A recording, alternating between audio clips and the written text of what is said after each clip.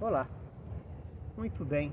Hoje gostaria de convidar você para que nós pudéssemos fazer uma reflexão sobre algo que provavelmente você que constrói a sua caminhada em torno daquilo que se chama teologia da libertação ou que tem curiosidade para saber o que significa isso, já tenha se deparado. A teologia da libertação é comunista? Essa certamente é uma das grandes questões que se levanta quando não se tem argumentos para poder falar sobre o Deus da vida. Pois bem, existiu nos últimos 100, 120 anos uma expectativa, 130 anos mais precisamente, 132 anos para ser mais preciso ainda, a partir do lançamento da encíclica Rerum Novarum, que aliás foi feita em 1891, então nós estamos a 130 anos exatos da Rerum Novarum, e a partir da Rerum Novarum vários questionamentos começaram a ser feitos a partir da teologia. A teologia, com essa encíclica, ela passa a fazer um patamar de aproximação do que nós vamos chamar de doutrina social da Igreja. E é a partir da Rerum Novarum que alguns questionamentos fundamentais começaram a ser construídos, como por exemplo, o uso, a manipulação dos poderosos contra as classes operárias. E é a partir dessa manipulação, é a partir dessa construção e é a partir deste conceito que nós começamos a elaborar um pensamento crítico a partir da fé. E é exatamente esse pensamento crítico e é exatamente essa perspectiva da ação religiosa que nós vamos então fazer alterações profundas na história da humanidade. E ela permeia até os dias de hoje essa discussão.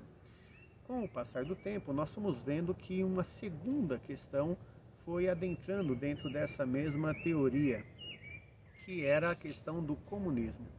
E essa é a grande pergunta.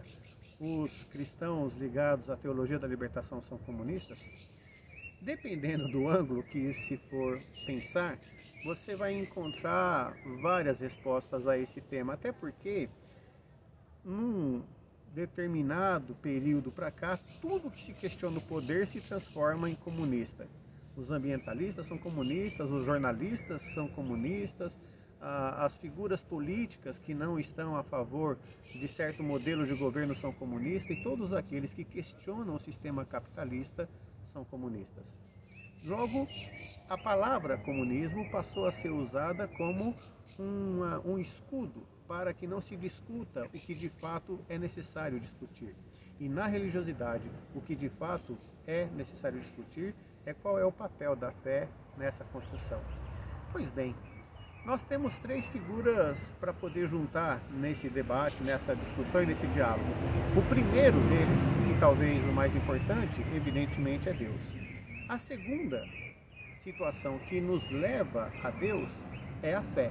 E a terceira somos nós, seres humanos. Pois bem, sem o ser humano e sem a fé, Deus continuará existindo. Agora, é necessário então canalizar a motivação de se ter fé. Segundo as Escrituras, do primeiro livro do Êxodo ao Apocalipse, o centro da lógica da criação divina é o ser humano. O ser humano é criado à sua imagem e semelhança. A partir daí, todos os conceitos que nós vamos ter a respeito do ser humano é ter o ser humano como criatura, como filho de Deus. Todos nós somos então chamados ao processo filial desse Deus. Mas alguma coisa acontece que algumas pessoas compreendem como sendo filho de Deus apenas aqueles que têm dinheiro. E aqueles que não têm são desgraçados, são não herdeiros da divindade, não herdeiros do amor de Deus. Isso é logicamente um absurdo. Porque também em todos os livros da Bíblia, do Antigo ao Novo Testamento, nós vamos ver uma segunda perspectiva que é a figura do pobre. E é na figura do pobre que esse Pai, Deus, vem se mostrar e vem se preocupar para construir o seu reino.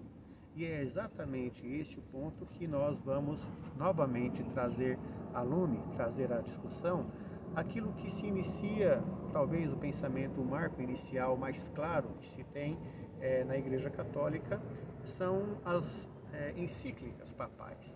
E nas encíclicas papais nós trazemos então a primeira e talvez uma das mais importantes, a encíclica que vai trabalhar a questão do capitalismo e da ação dos trabalhadores. Essa encíclica, ela passa a ser então chamada de Rerum Novarum, ou das coisas novas. Por que ela se chama das coisas novas? Porque o mundo estava em ebulição. É importante compreender o momento em que o mundo estava vivendo quando foi escrita essa encíclica. 1891, tudo estava pegando fogo. Era uma coisa mágica. E, evidentemente, que a exploração dos trabalhadores, já que não existiam leis que pudessem estar balizando essa construção como nós temos hoje, elas iam explorando as pessoas, as crianças, as mulheres, os idosos, e utilizando essas pessoas quase que como sua mercadoria de venda. É aí onde entra um sujeito chamado Karl Marx, que vai discutir a questão do sistema capitalista. E a isso, mais tarde, se dá o nome de comunismo. Com essa concepção ideológica, com essa concepção filosófica, com essa concepção econômica do pensamento, nós vamos ter então um antagonismo entre Karl Marx e o capitalismo. E é no capitalismo que começa então a se construir, se constituir uma série de questionamentos sobre o valor humano. E é aí onde entra então esse sistema que é tão, como que eu posso dizer, tão mal falado dentro da igreja como é o comunismo. Então por que não se fala tanto do capitalismo e se fala tanto do comunismo? Por um motivo muito simples, nós estamos atrelados ao poder do capital. E a igreja, e os padres, e os bispos, e os papas, no decorrer da história sempre estiveram, claro que com as suas honrosas, maravilhosas e fabulosas e santificadoras exceções, muitos deles se submeteram ao tal do vil metal. E é exatamente aí onde entra uma questão muito simples de ser compreendida: a defesa da propriedade como sendo ela algo intrínseco ao ser humano, quando na verdade nós precisamos reler o que significa essa materialidade, esse poder humano de ter todas as coisas. A natureza, por exemplo, não pode ser do ser humano. E o ser humano usa a natureza como propriedade sua. Basta ver o que se faz com os minerais. Aí alguém vai dizer, bem, mas se nós não tirarmos os minerais, como que nós vamos fazer para sobreviver? Certamente a tecnologia tem que dar resposta a essas coisas. O que não é possível dar respostas mais é a essa situação de degradação da natureza. Daqui a pouco não teremos mais o ar para respirar. Daqui a pouco não teremos mais, o efeito estufa vai consumir a nossa atmosfera. E aí o sol, e aí o calor, e aí o frio, e aí todas as coisas que nós não podemos controlar serão mais fortes do que nós. E isso é exatamente o que o capitalismo vem produzindo nos últimos tempos. Pois bem, diante dessa circunstância toda, se começa então a utilizar, a partir da década de 10, 20, 30 do século passado, um nome que serve para todas as coisas, chama-se comunismo. Pois bem, é nessa perspectiva que as pessoas vão falar sempre de que a teologia da libertação está ligada ao comunismo. Não é verdade. Na verdade, o que nós estamos ligados é uma concepção de que os trabalhadores não podem ser tão explorados. Há uma concepção de que a natureza já não suporta mais ser tão tragada, tão judiada, tão vilipendiada. Nós temos a certeza de que o amor tem que ser maior do que o lucro. Nós temos certeza de que a solidariedade, a paz mundial e as condições de dignidade humana têm que ser maior do que o acúmulo do lucro para tão poucas famílias. E isso incomoda muito aos que têm algum nível de acúmulo material e aqueles que acham que têm algum nível de acúmulo material. Inclusive, muitos desses não têm acúmulo nenhum, mas defendem aqueles que têm, porque acredita que um dia talvez também poderão ter, que é um ledo engano, não vão ter. Porque o sistema capitalista, ele é um sistema absolutamente, exclusivamente excludente. Ele não é inclusivo. O que se faz ricos são exceções dentro de uma média geral. Quantas pessoas conseguem ter uma emissora de televisão? Quantas pessoas conseguem ter uma indústria próspera, enorme, com 1.000, 2.000, 3.000 trabalhadores trabalhando para essa pessoa? Quantas pessoas conseguem ter um banco? Quantas pessoas conseguem fazer? Quantas pessoas conseguem ter uma proposta de vida que seja muito superior à média da humanidade? É essa a resposta que nós precisamos ter, e essa é a resposta que nós vamos começar a descobrir quando nós conseguimos compreender qual é o nosso papel religioso e de fé. É por causa dessas questões que nós, da Teologia da Libertação, pensamos justamente nessa lógica da libertação. É necessário se libertar, é necessário fazer com que o ser humano tenha uma capacidade, uma condição de dignidade plena. Não pode ser um pouco mais de dignidade. A dignidade tem que ser absoluta e total. Não dá para se conformar com um pouco mais de justiça. A justiça tem que ser total, porque senão ela não é justa.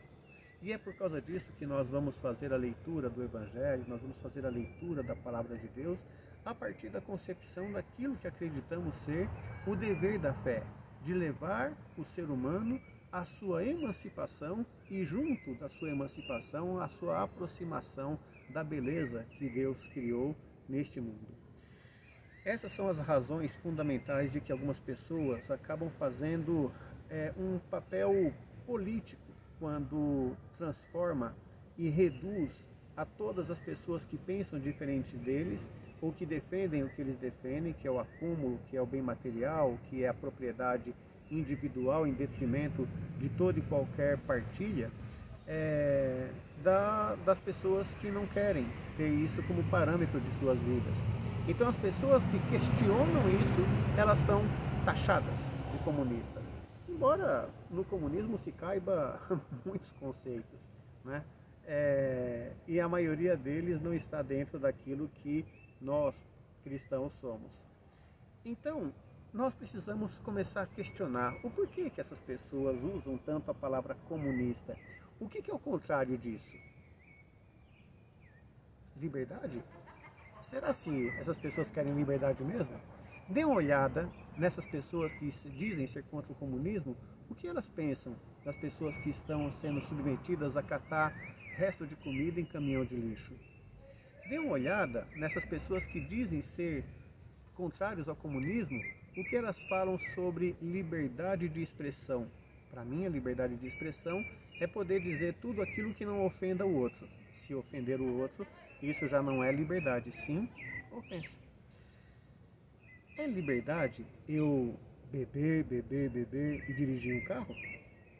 Não, não pode ser, porque eu coloco a vida do outro em risco. São essas coisas, são essas condições e é esse diálogo que nós precisamos ter para podermos fazer a compreensão do significado do nosso papel religioso e do nosso papel de fé. Jesus Cristo é um exemplo de um homem que, sendo Deus, se fez carne para viver entre nós. E na sua vivência, a prática de sua vida foi a prática libertária, de poder perdoar 70 vezes 7, de poder ajudar aqueles que não tinham ninguém que os ajudasse, de poder alimentar aqueles que tinham fome, de curar aqueles que não tinham visão, de fazer com que falasse aqueles que não tinham voz.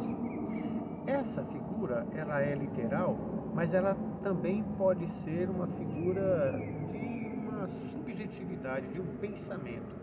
Porque tantas vezes Jesus nos mostra o que olhar, o que escutar e o que falar. É justamente para que a gente possa ter a verdadeira liberdade. E não há liberdade se não for através do amor, da partilha e da solidariedade. Essa é a base fundamental do Evangelho e esse é o motivo pelo qual alguém deva se autodenominar cristão e possa, a partir disso, aí sim, ser reconhecido pelos outros como cristão, como cristã.